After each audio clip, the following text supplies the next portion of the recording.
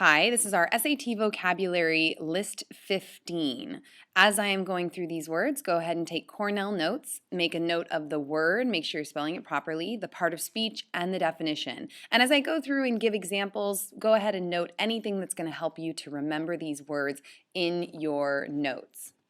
So the first word is accomplice, and an accomplice is an associate in wrongdoing. So it is someone who joins someone else to do something bad. Okay, so wrongdoing is to do something you're not supposed to do, and to be an associate is to kind of work with or participate with somebody else in the act of doing something bad. An accomplice is a noun because it's a person. So here's a picture of two guys who are clearly robbing probably a bank, and so one of them is the accomplice. They're working with the first guy to rob the bank, right? So you have an associate, a person who is joining someone else in wrongdoing, an accomplice. Two is akin. And akin, if you break down the word kin, K-I-N, actually means a person's relatives or their family. And that might help you remember what this word means. So akin describes people or things that have a similar nature, they have similar qualities. So if you're akin to someone, you share some similarities in either the way you look or the way you act or some other basic characteristics or qualities. Oftentimes, you are akin to your family members because you grew up together, or maybe you look alike because of the gene pool. And so that the word kin might help you remember that. And then you have a picture of three girls. Clearly, they're all sisters. They're dressed the same. They look akin to one another. Third word is concede, and concede is a verb, and it means to surrender, to give up, usually to give up power in some kind of situation. Concede. And make sure you spell this word correctly with the C in the middle. And the white flag is the universal symbol for surrendering, right? When you're fighting a battle with someone, the side that's surrendering will wave the white flag, so the war or the battle will end. And oftentimes in shows or cartoons, you'll also see the white flag is raised and kind of waved when one character or one person is surrendering, and this is a verb. Four is ebullient, and this is a describing word. It describes someone that's showing or something that's showing a lot of enthusiasm. They're feeling an exhilaration. They have intense, excited emotions. They're ebullient. And this is a great SAT word. Definitely will encounter this word as you go through the SATs. And so you want to think of that high energy, enthusiasm. So I have this woman who, clearly wild about being in this field. I'm not sure I'd be jumping so close to a big mud puddle, but she's ebullient. She's just overflowing with excitement and enthusiasm. Five is frigid, and frigid is an adjective. It describes something that is cold, lacking warmth. And so I would write cold in this definition too. And what's interesting about the word frigid is it can describe an environment like, ooh, it's frigid out here, I'm so cold. But it also is used a lot to describe someone who has a personality that's kind of cold. You meet someone and maybe they're not super friendly, they're a little bit aloof. Those people might be referred to as kind of frigid. They're not easy to get to know. They're not super friendly. But it can also actually, frigid describes a place, a temperature as well. Infinite is measureless. So if you think about finite, a finite resource or something that's finite is limited. Infinite means it's unlimited, it's measureless. That's why when we're kids, a lot of times people say, infinity. So it's like, oh, it's the biggest thing that we can think of, right? Because it's this limitless, measureless kind of time and space. So something that's infinite is measureless. It is it's all over. It's beyond counting. And so when we think about all of the stars in space, space itself is kind of infinite. I don't know if we know really where it stops and ends. And it would be impossible for us to count all of the stars in the sky. So that would be a good example of something that's infinite. 7 is laudable, and laudable describes an accomplishment or an act that is worth praise. It is praiseworthy. And so there's lots of accomplishments that are laudable, small things, right? So if you help someone out in a hard situation, that's a laudable act. If you graduate from high school, maybe you're the first in your family to go, that's laudable because it takes hard work and determination. 8 is nonchalance. And nonchalance is kind of a state of mind that indicates a lack of interest. And in the high school world, if you like someone and they're kind of nonchalant, it means they're acting like they don't like you back. And sometimes that's actually a really attractive quality when you're that age. But it's someone who's not showing a lot of interest in someone else or in something. And so this picture, this woman just kind of looks totally uninterested in everything around her, totally nonchalant, not interested, lacking interest.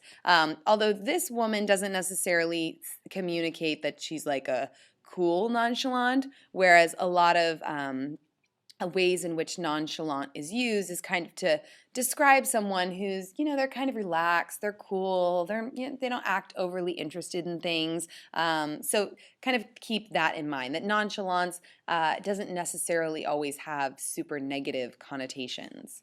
9 is preoccupy, and it's a verb. And to preoccupy means to fill your mind with something so much so that you're not aware of everything else. So to fill the mind of a person to the exclusion, right? To exclude, to shut out other subjects. So if you're so preoccupied with one thing that you don't notice anything else around you, that is a great way to use this word. So for most of us who walk around the world with our cell phones, and I'm totally guilty of this, I walk around and I'm texting and I'm tweeting and I'm on my phone and I'm playing words with friends and I'm walking around my life and I'm totally preoccupied with my phone. And sometimes I'll pass people and they'll be like, hello, and I'm like, oh, hi, because I didn't even look up. So here's a person who's clearly kind of passing the time, waiting for the subway, preoccupied on his phone. 10 is reluctant, and someone who's reluctant is unwilling. They don't really want to do something, or they're really hesitant about doing it. And so when you think about someone who's reluctant, I think about my son, and he is kind of a reluctant vegetable eater, just like this kid. This kid is not my son. And so when we have dinner, we sit down, his plate only has vegetables on it first.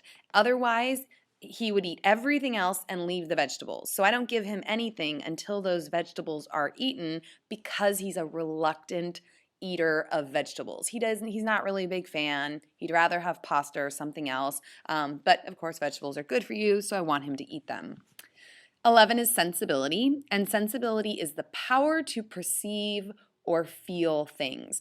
Think about sense, which is the first part of this word, and it will give you, think about your senses, to smell, taste, feel, the power to perceive or feel the world around you. That's what you can do with your senses. So sensibility is that power to perceive or feel. And if you're a big fan of Jane Austen and you think about the novel Sense and Sensibility, again, this would be a really good way to remember this word because you have the two sisters and one is so sensible and very like mentally, she's rational, and the other one has sensibility because she's so filled with this power to feel, and she's so driven by her emotions. And definitely, if anybody's ever had interactions with little kids, they're very they have a lot of sensibility. They're perceiving things all the time. They often have kind of very volatile reactions to things because of their sensibility.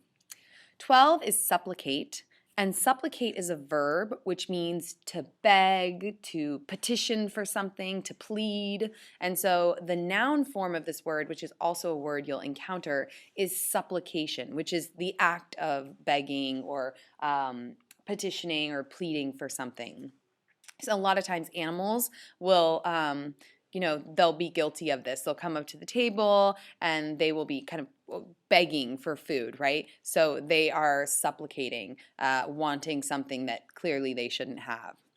13 is ubiquitous. This is another really fantastic word, and it describes something that is everywhere, right? It seems like it's around every corner, it permeates every part of life. And so there's lots of things that are ubiquitous that feel like they're everywhere. But for me, one of my favorite things that has become kind of ubiquitous is Starbucks. It feels like they're on corners everywhere. And now, even when I travel abroad, they're all over in Europe as well, which is, if you're a big fan of Starbucks like myself, I love the ubiquitous nature of the Starbucks because it means I can get my coffee whenever and wherever I want.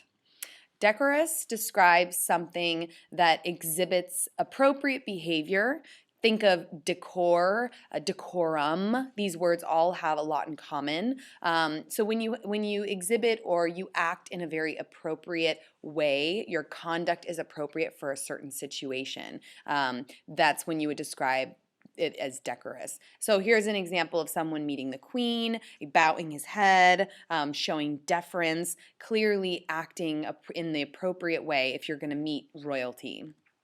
And our last word is hierarchy, and it's actually very appropriate that we would see this image first and then hear the word hierarchy, because hierarchy is any system of persons or people or things that are ranked one on top of the other. And oftentimes when we think of the word hierarchy, we think of a pyramid because there's a lot of people at the bottom and then there's very few people at the top. So if you think of something like the royal family, in a country, the royal family would be at the very top of that pyramid, right? You have the king and queen if it's a monarchy, and then below them you have, back in time, you think of things like knights and the kind of middle tier, and then you think of the people kind of at the bottom of the hierarchy, which were like the serfs and the peasants. And even in our society today, we have our own hierarchy. It's not as strict as hierarchies in other countries. So if you think of something like India, where they have a caste system,